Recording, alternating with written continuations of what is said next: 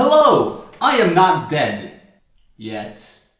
I apologize for the lack of episodes, but I have been busy with all of this.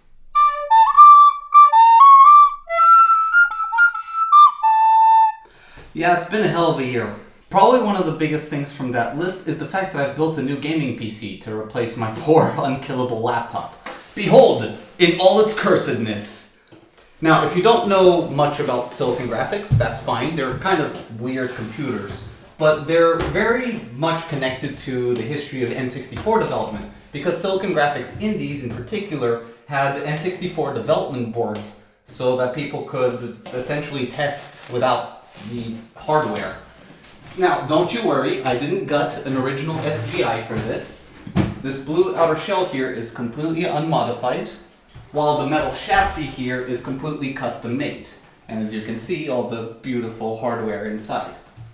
If you're interested in this project, for some reason, you can go down to the link in the description to my website, which has the whole blog post about how I built this, and I even have a CAD file if that's your thing.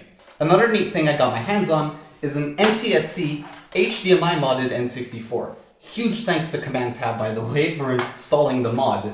He offered me an American console, and I said, cool, but could you install an HDMI mod on it? I'll pay you, of course. Now, I can basically test my ROMs on both a PAL system and an American system. Not only that, but thanks to the HDMI mod, I could potentially do some development streams.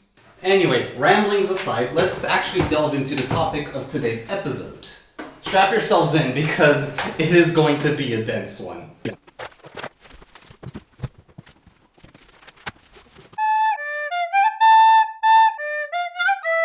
Okay, so there's no easy way to explain all of this without actually showing you some code.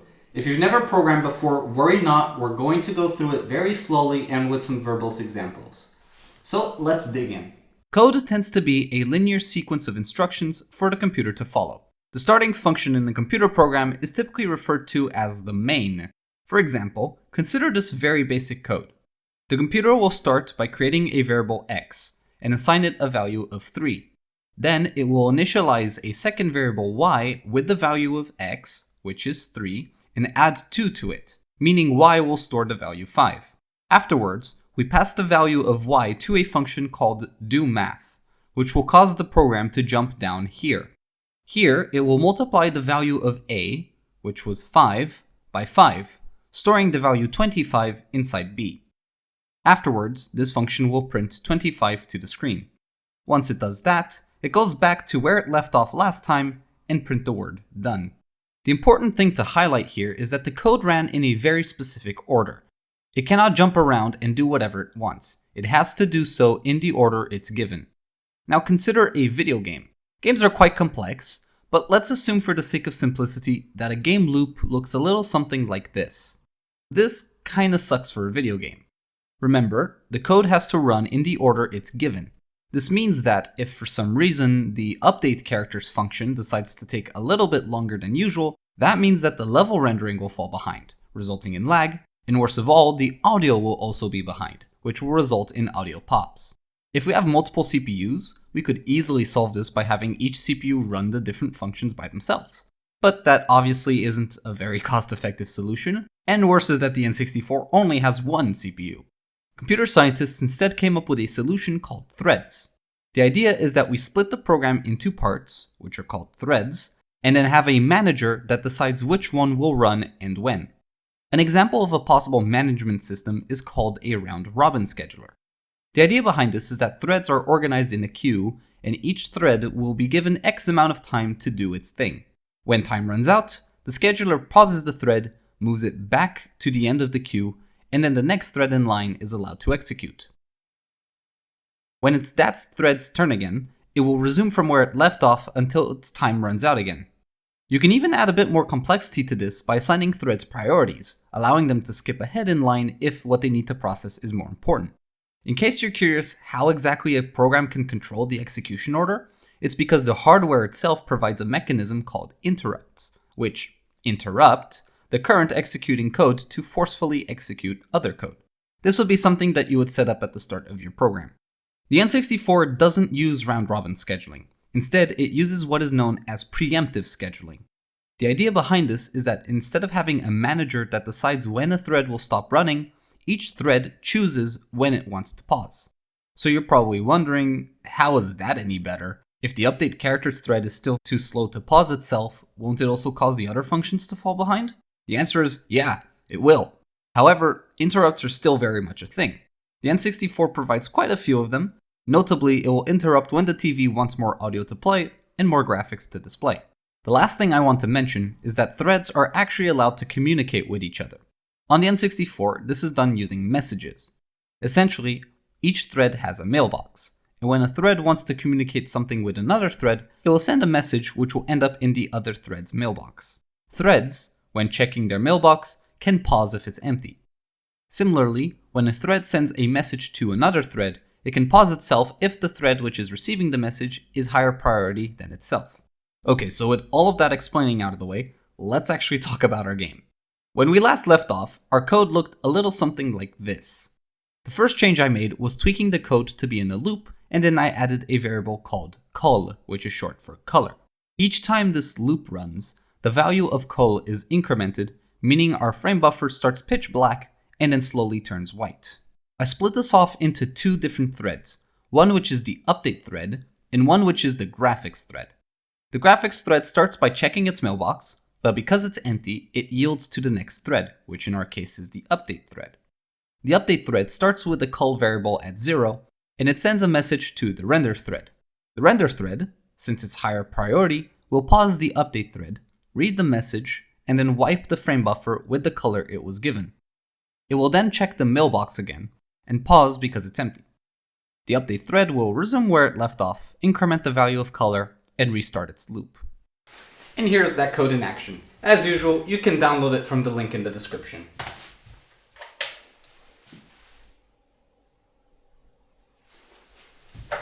Now, I'm not sure if you noticed from the brief seconds that I had the TV on, but we had quite a bit of screen tearing. This is something that we're going to solve later on in this episode. But first, I have a confession to make. Okay, so when I say that I lied, it's actually that I left out some details just to make things easier. If you remember correctly, I showed the program's memory map to be something like this. But this is actually missing something called the stack. The stack is essentially temporary information about every single function that is executing. If you remember the initial code I showed at the beginning of the episode, things like the variable x and y are stored in the stack. Later, when we call the doMath function, we add variable b to the stack. But once the function finishes, b is removed from the stack. The stack will also contain lots of different things, like the state of each thread before it was switched to. In the previous episode, I had placed the stack right after the code, and I gave it 8 kilobytes of size. However, I need the stack for every thread, and because I intend on having at least 7 threads, I have the stack occupying 56 kilobytes of memory. You might be curious, how does one know how big the stack has to be?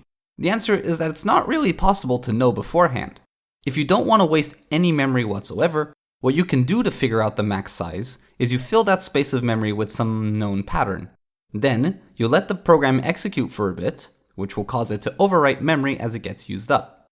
Finally, you dump the contents of memory and you check until where the program overwrote. In my case though, 8 kilobytes is more than enough for each thread, so I'll leave it be. Right now, we are wiping the frame buffer using the CPU, but this isn't a very good idea because, well, the N64 has a graphics chip which can do it faster, and it can do it in parallel with the CPU doing other stuff. So it's in our best interest to modify the program a little bit so that it does the rendering on the RCP.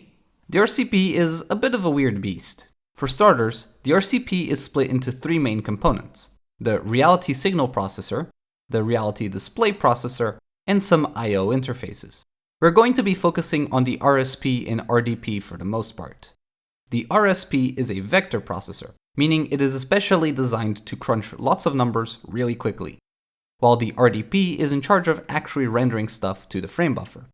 What makes the RCP interesting is that the RSP can be fully programmed using microcode, which is usually written in assembly and very small in size, as the RSP's instruction cache is only 4 kilobytes. This is the reason that games later in the console's life look much better than the early releases. Unfortunately, because Nintendo was afraid that the competition would steal their tech, they kept the documentation of the RCP to themselves, only sharing it with 1 or 2 developers to make their own custom microcode. Nowadays, we actually have a lot of really good documentation and tools for making microcode. In fact, better than what the developers had back then. But custom microcode is something that I'm not really planning on tackling because the stock microcode already works really well and it's used by 99% of the games on the system. In order to have the RCP do things, the CPU needs to upload microcode to it, and then it needs to send it a task. A graphics task consists mostly of what is called a display list, which is just a list of things for the RSP or RDP to do. We'll cover the many things that we can put in display lists as the series progresses, since it's an incredibly complex thing to cover in one video. When the RCP finishes its task, it generates an interrupt which we can process on the CPU. Also, the RCP will need 2 stacks in memory, so we'll have to allocate a bit more space for that in our memory map. So in essence, we'll modify our graphics thread to look like this. Now, the graphics thread yields in 2 separate occasions. The first is when it checks the message queue to see if there's anything to read, and the second is when it waits for the RCP to finish. When the update thread tries sending a message to the render thread, 2 things can happen. If we have a large mailbox on the graphics thread, and it's not full, then the update thread will send a message, but because the graphics thread is paused waiting for the RCP interrupt, the update thread will instead continue on. But if our mailbox is full, then the update thread will have to yield as well, because it can't really continue until something consumes the message. This is a problem, because if you remember our previous main code, after the thread initialization code, there's nothing, meaning our program just stops. That's not good. So to solve this issue, we simply need to create a loop in the main thread which does nothing. All it really needs to do is burn time until one of the threads is finally available to continue. This here is known as an idle thread. If you have a Windows machine and you look in your task manager, you might have noticed something called the system idle process. That process serves the exact same function as this little loop in our main thread. From here on out, I'll refer to our main thread as the idle thread and the update thread as the main thread. Alright, let's see some RCP rendering in action. That just looks exactly like it did before. And the screen tearing is still even there. But I promise you, this will be more efficient in the future. Really. Keen observers might have noticed that we haven't actually solved the issue which was presented at the beginning of the episode, which is if the update thread decides to take a little bit longer than usual to do its thing, it will slow down the rendering. Now we can actually easily solve this by getting rid of the thread communication. We instead move the color change to happen on the graphics thread, and we get rid of the mailbox. Instead, the graphics thread will be the one waiting for interrupts. But this isn't actually how a normal game works. Lag isn't really something that we can solve using threads alone. The graphics thread needs to wait for the update thread to finish updating all the characters and the scene in order for the graphics thread to be able to produce a frame of new information. And if the graphics thread itself lags, well then you're kinda screwed. But I haven't just been talking about threads for the past hour just to waste your time. They're going to be quite important for some things that we're going to cover both today and in some later episodes. But in order for us to be able to coordinate all the stuff between the RCP and the TV, we're going to have to design a scheduler. One important thing to mention is that the RCP isn't just in charge of graphics, but it's also in charge of audio. However, audio requires different microcode from the rendering, which presents a problem. You also need to remember that audio takes priority over graphics, because audio stutters are way more offensive to us than if the frame rate drops a little bit. We also have a second problem, which is the fact that we need to deal with the screen tearing. To solve all of this, we will need to write a scheduler to handle coordination between audio and graphics tasks on the RCP and to deal with the TV. I mentioned before that the RCP finishing its task generates an interrupt. One of the other interrupts is the vertical sync interrupt, or VSync for short. You see, the TV doesn't show the entire screen at once, because CRTs have a physical beam of electrons that need to travel from top to bottom. When the electron beam is nearing the bottom, the N64 generates an interrupt to warn us that it needs another frame to display. Currently, we have screen tearing because we are using one frame buffer. The solution for this is we instead have a second buffer. Like this, one buffer is being shown to the TV, and the other buffer is being drawn onto. When the vertical sync interrupt is generated, If our second frame buffer is finished rendering, then we can tell the TV to display it. And now we can use the old frame buffer to draw onto again. This is referred to as double buffering. And if we do triple buffering, we can actually get a performance boost, because now we have an extra frame in reserve. If you remember from last episode, I mentioned that the position of the frame buffer in memory is important. The reason for this is because the N64 has 2 processors, but only 1 RAM. This means that there are multiple things in the system that are competing for the attention of memory, which can only service one of them at a time. But you see, the N64's 4 megabytes of memory is split into 4 1 megabyte chips, which means that if we put different things in different chips, the RAM isn't being bottlenecked by multiple processes. Believe it or not, the access latency of the N64's memory is the biggest cause of lag. If you don't believe me, the Chinese version of the N64, the iQue player, has almost identical hardware besides one key difference. It has faster RAM. As a result, games that were once bottlenecked by memory are much more performant on the iQue. Bottlenecks caused by memory accesses is one of the main reasons behind some design decisions which I will take later on in this series. To minimize the performance impact of the slow memory, it will be in our best interest to have each frame buffer in separate memory banks. Like this, the TV can be continually reading from one of the memory banks, and the RDP can be writing to another. To further prove my point, I will demonstrate the performance impact through my presentation ROM. In this scene, I am rendering with both frame buffers in separate banks. The number up there is the time in milliseconds. After I press this button, you will see that the number tends to be higher and the game is chugging along.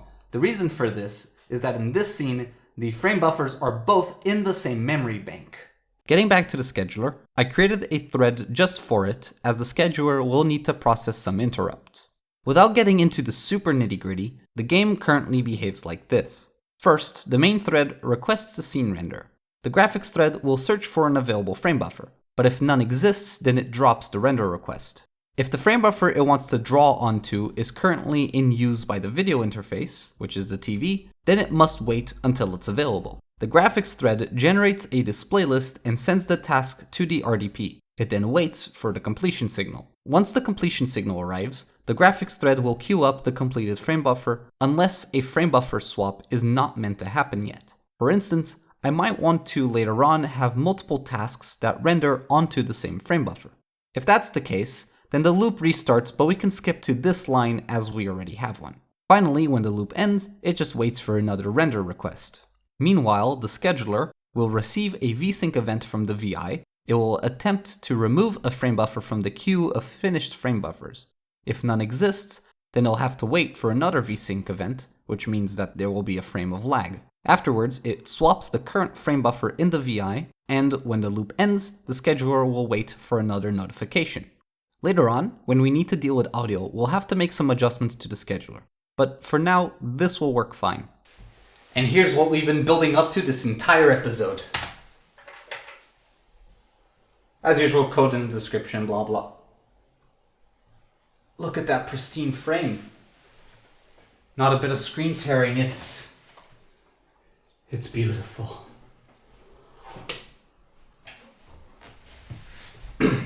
Want to see something cool? One of the interrupts that the N64 provides is the reset interrupt. I made it so that pressing the button will cause the doom melt effect to happen. And once I let go, it should reset like normal. Another cool feature of my scheduler is that you can register up to 3 different frame buffers wherever you want in memory at any time, so you can move them around whenever you want. And it even supports the N64's HD mode. One amazing feature of the RCP is that if it dies, there is absolutely nothing you can do about it. For instance, I made it so that pressing the button on the back of the cartridge causes the RCP to hang. And now the console's effectively dead. Reset doesn't even do anything. You have to fully power cycle it to work. See? Now, the N64 doesn't actually provide a way for you to detect if the RCP is dead or not. One workaround for this is instead, when you send a task, you start a timer, and then you wait to see if the timer elapses before you've received the frame. Then that means that the RCP is pretty likely to be dead. I set my timer to be 3 seconds because there should be no reason for a frame to take more than 3 seconds to render. And then once those 3 seconds are over, it will send some information through USB so that the user can at least know that the RCP hung. Alright, well, I hope this episode was informative and hopefully not too long and boring. Next episode, we're going to be tackling the controller, and we're also going to be talking about game loops. Hopefully, that episode won't take 3 years to make.